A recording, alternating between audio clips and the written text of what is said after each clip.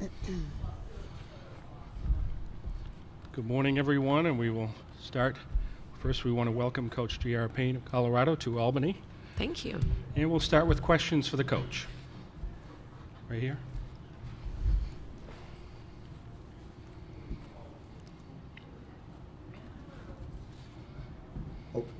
Coach Howard Magdal at the next. A couple of things, if I could. First of all, just generally your approach. Very infrequently do you have the second chance to kind of go back and revisit. I wonder if you treat it more that way or more as, look, new year, new team. Yeah, I think it's a pretty healthy combination of the two. We play such great teams in our conference. Most of them we play twice every year. So in some ways it feels similar. Say we're playing UCLA again this year. They are the same team, but they also have added some new pieces or, added some new dimensions to their game. So approaching Iowa is very similar in that regard. Another great team, very similar to who they were, but also have added some, some new things as well. So similar approach, a little bit of both. Hey, Coach, Doug Feinberg, the AP. Hi. I don't want to call it a Pac-12 funeral because you still a lot of teams playing, but is there a joyousness that there are so many Pac-12 teams still around, including 3 in this super region? Absolutely, yes. Those of us that have been in the Pac-12 love the Pac-12. We love the camaraderie, not just the excellence on the court, but the camaraderie that we have amongst the coaches, the players, the teams. It's been an incredible thing to be a part of that conference.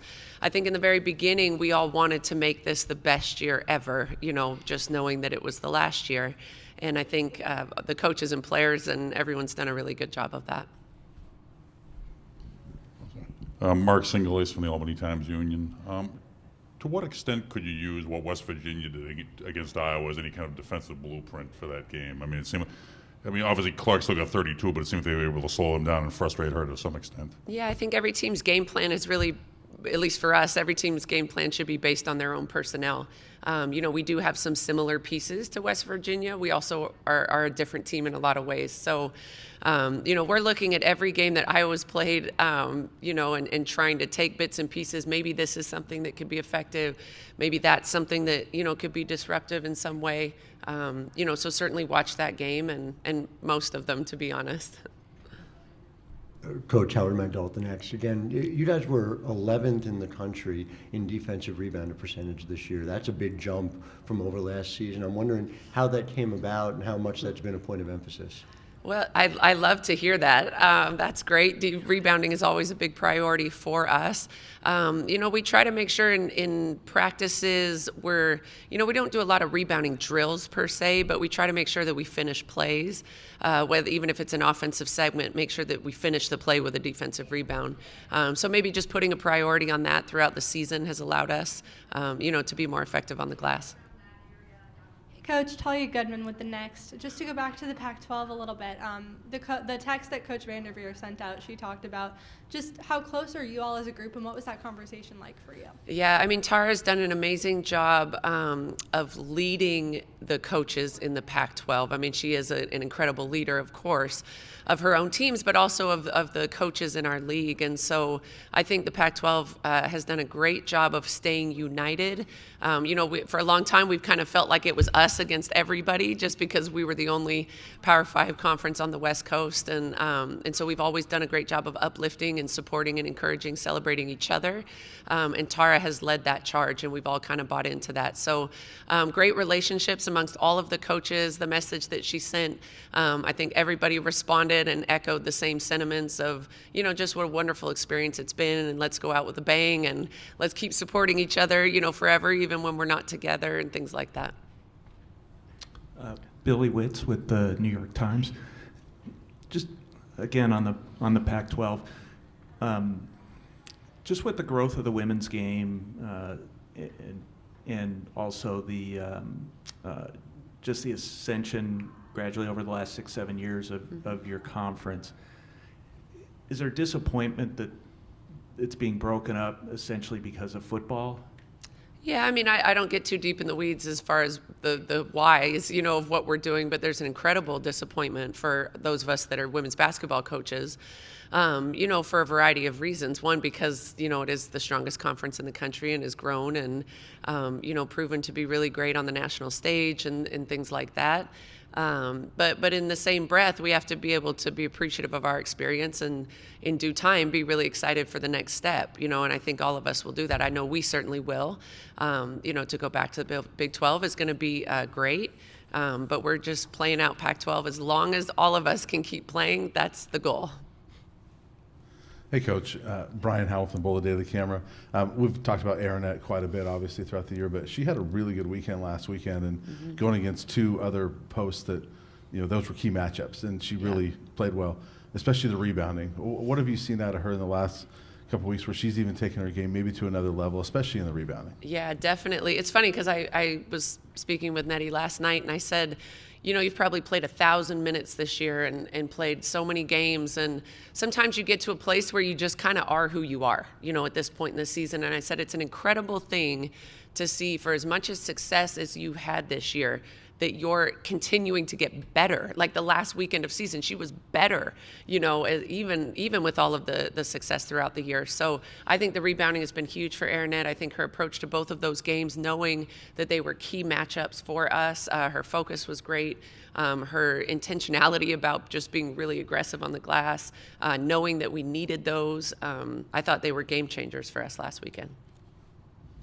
Yeah, Coach Payne, Michael Vopel from ESPN.com. I wondered if you could talk a little bit about Jalen, both this season and her career, and especially going against a team that is so guard dominant as Iowa is, and just how that sort of is exciting for her facing that matchup. Yeah, I mean, if anyone knows Jalen, you would know she loves a challenge, whether that's on the court or in the classroom, or, tell her she can't graduate in 3 years and get 2 master's degrees by the time she's done, and she'll prove you wrong.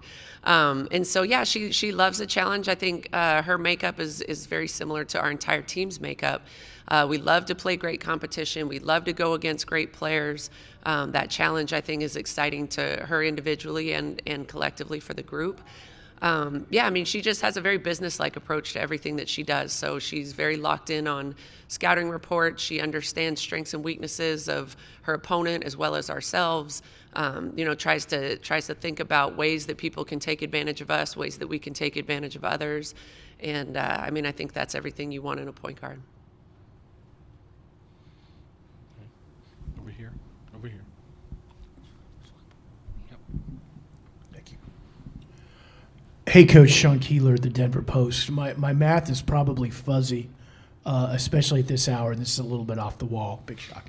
But I think it can count like at this super regional, 1 out of every 19 players is from Colorado, which is a pretty good, not a great ratio compared to California, Florida, what have you. But and 5 teams have Colorado preps here, including yourself, obviously. Okay. What does that say about grassroots, about some of the hometown kids, and who are all here at different places too? Yeah, I mean, I think it speaks to the strength of basketball continuing to grow in the state of Colorado. It's not one of the most populated states.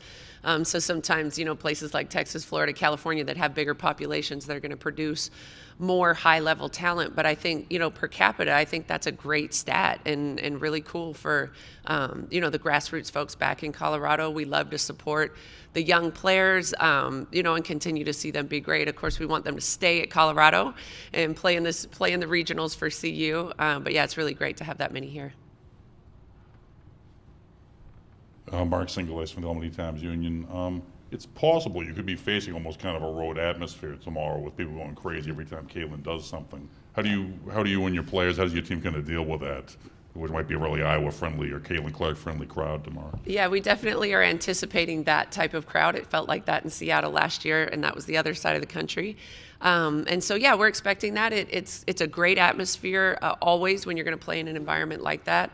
Very similar to Kansas State last weekend, very similar to most Pac-12 road games this year where attendance was, through the roof and playing really great crowds and really hostile environments. So I don't think it'll really be any different.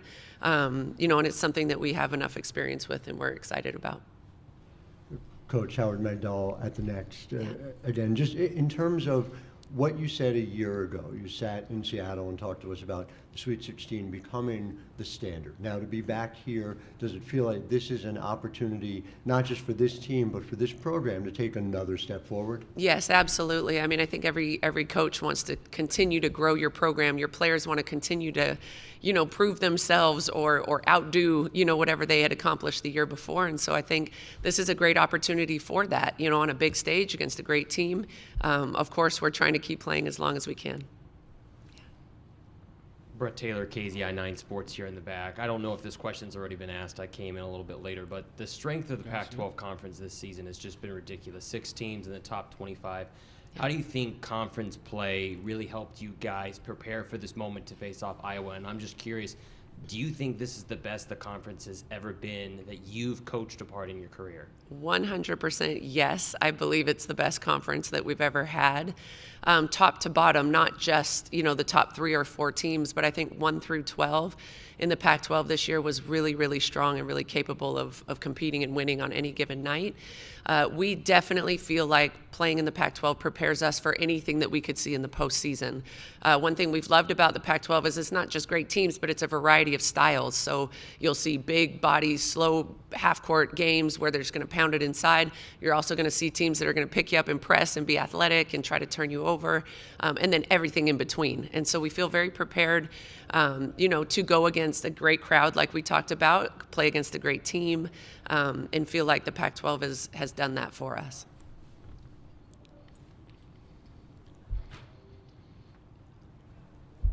Right after this, we'll have time for one more. Go ahead. Yeah, Coach, so I know I'm going a little bit into the future, and as much as you love the Pac-12, is there an advantage in that Colorado is the school that's going back to a conference that it's familiar with? Obviously, the Big 12 has changed some, but it has a long history in the Big 8 and the Big 12. Your fans know a lot of these teams. Is there some advantage in that, the familiarity and even some geographical, obviously Kansas and Kansas State, as much as you're sad about the Pac-12, that it's going to be a good fit for Colorado next year? Yes, I definitely think so. I mean, as we keep talking about, we're sad that the Pac-12 is ending. We're also, going to be very excited to join the Big 12 conference. I think it's great for our student athletes in that the travel is actually might even be easier, in some regards than the Pac-12. So I think that's a great thing for our students.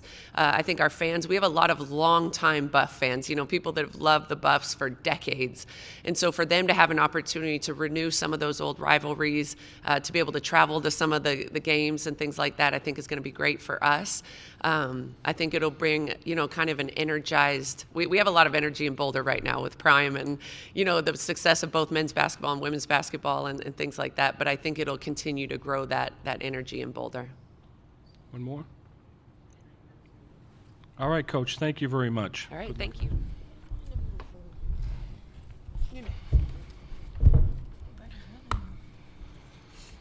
Okay, we welcome the student athletes from Colorado, Arnott Von Lay, Jalen Sherrod, and Frida Foreman. And we will open it up for questions at this time. We'll start right here. Howard Begdahl at the Next. For each of you, thank you for your time, first of all. When you think of this game, as you've in the lead up to it, I'm just wondering how much of your focus has been on last year and changing things from what happened last year, and how much of it has been thinking of it as a fresh start in so many different ways. Yeah, I can go first. I think a little bit of both. We've watched some film from last year, just a few clips, just reminding us of, how they attacked us, how we could attack them. But we also see it as a new game, because it is. And we've been through a whole season since then. And I think we're just very confident where we're in right now. So we're just taking it as that, just another game this season. Right behind. Oh, yes, go ahead. Yeah, I think just exactly what Frida said. Of course, we looked and reflected on last year's game just to get a feel for it again, but we're a much better team than we were last year, and I think they arguably probably are too. So it is a new game, and we're just basing it off of this year as much as we are last. Yeah, I think it's just all learning lessons. You learn through every game you play, so taking learning lessons, things we could do better, things that we can continue to grow off of that we did well in that game. But yeah, I think it's all learning lessons. Michael Vogel from ESPN.com. This is for Arnett. Can you talk about when you're facing such a guard-dominant team as Iowa is, which obviously you did last year, how you guys can maybe take advantage of that, your size and everything inside with the attack that you guys have? Yeah, I think, of course, if we recognize mismatches just in the post or with our bigger sized players, we'll obviously take advantage of that. And then, I mean, just playing bigger against guards, of course, you want to be smarter, try to match their quickness and everything. But I don't think there's anything specific that we're doing to exploit any of that. I mean, if we see it in the game, we'll take advantage of it. Corey Lopez, KOA Radio. This is for Jay. Can you kind of describe what it's been like the last 5 years? One Power 5 school recruits you to be with J.R. Payne and her staff for 5 years and the growth that you've seen. I think that's a loaded question, but I mean it's been a journey, and I'm really grateful for it. I got here when I was 17, and I'm 22 now, so just realizing like the same kid that walked on this campus is not the same kid that's leaving. But yeah, I mean it's been a process. It's been a lot of learning to be comfortable, being uncomfortable, and getting outside of my comfort zone and what I operate in, and just being challenged, not just by the staff, but by my teammates too, to be better and to grow every year and realize, the potential that I have on this team and the influence as well. So it's just a lot of learning lessons and a lot of good experiences, but all in all, it was just a growing journey, and it's still a growing journey right now. So. Jalen Howard, Magdal at the Next again. So just to unpack what you were saying about some things you wanted to take from last year's game, some things you want to do better. I know you guys, I believe, at halftime going into it. What are, if you identify one thing you want to do better and one thing you want to take out of last year's game? I think overall, like, just, controlling what we can control is the biggest thing. I know we, had a lot of missed opportunities in that game that were in our control, just being focused and finishing free throws, layups, simple things that, count and add up. So I just think controlling what we can control and focusing on the details more than anything. Yeah, this is for Frida. A team, you guys obviously can shoot the three well. They really rely on the three-pointer. How do you guys sort of maybe try to limit a little bit of their three-point shooting and try for that not to be a deciding factor in the game? Yeah, I mean, they are going to take a lot of threes. That's their offense and their transition offense, and that's not something we haven't seen this year. So I think we know how to defend that, and you just really have to give them looks that they're not as comfortable with. Like, you can't give up wide open threes because they're just too good at making those. Yeah, so I think we have everything we need to go toe-to-toe with them, but obviously if it's a shootout, I think it's to their advantage. To each of you, we'll start with Arnott. Talk about Coach Payne, her impact on you on and off the court. Yeah, since I transferred here, I mean, JR has just been such a great person for me on and off the court. She really cares about us, like, just as people, even more so than as players. She's always checking in, making sure we're okay. And then, of course, she just is always wanting the best for us on the court. So she always puts us in the best positions to be successful, spends a lot of time preparing scouts and just making sure we're ready for any opponent. So she's definitely a really good coach. Jay? Yeah, I think me and Coach Jay have really grown together throughout the 5 years of, being with each other, and she challenges me and I challenge her, and yeah, we just kind of have been through a lot together. So I think just, realizing she's somebody who has my back and somebody who wants the best for me. Yeah, I think one of the major takeaways I've taken from Coach Jay is just how humble she is and how willing she is to learn. I mean, I think both me and Jay have had instances where we've come up and said something or asked her to make an adjustment, and she's listened. And I don't think that she has an ego at all when it comes to that. So, yeah, it's really fun to play for her, and and feel like you have a voice. But whenever and she needs to turn it up, and she will for sure. Thank you. Howie Kessler, New York Post. Frida, you mentioned you don't want to get into a shootout with them. Did you see in the West Virginia film, in the Holy Cross, I mean, they were very physical with Iowa, really disrupted their offense. Did you see how advantageous using your physicality is, and having played against Caitlin before, how that can help in this matchup? Yeah, I definitely watched that game and saw how they frustrated them on the defense. And I think that we're a really good defensive team, and we're not the same as West Virginia, but I think you could see in the K-State game that just our defense can win games. So yeah, that's the mentality we're going in with, and hopefully we'll be able to control the physical aspect. We don't want to get in foul trouble, but obviously with a good player like Caitlin Clark, you have to be some sort of physical with her, but just trying to be smart about it.